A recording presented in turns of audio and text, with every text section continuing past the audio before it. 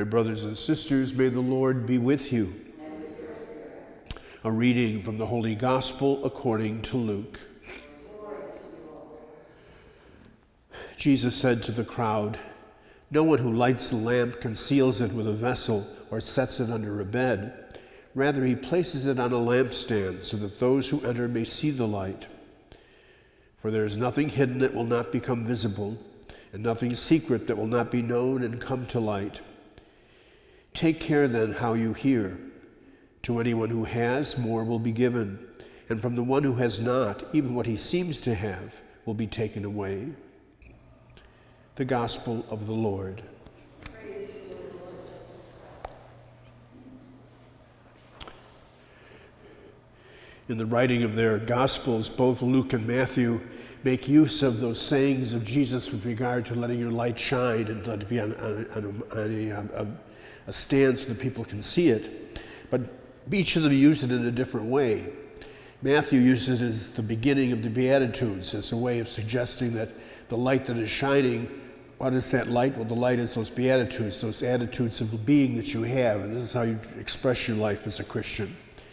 Luke, however, takes it and uses it in a different sense. It's the conclusion of that parable story that Jesus gives about the good seed that falls on fertile ground and produces much fruit. And as a result of that, then he speaks about the light.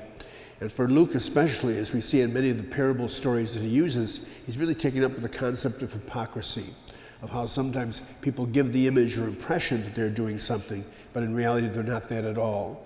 He's constantly speaking in those kind of terms with regard to the scribes and the Pharisees in the course of his gospel story. And even when the classic story of Lazarus and the rich man has no clue as to what should be done with regard to Lazarus. Yet we know, in fact, he knew exactly who he was.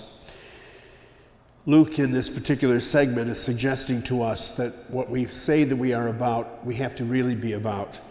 Sometimes, sadly, people give the impression in the public sphere that they are good, but there's all sorts of things happening in the secret behind hidden doors that are far from good.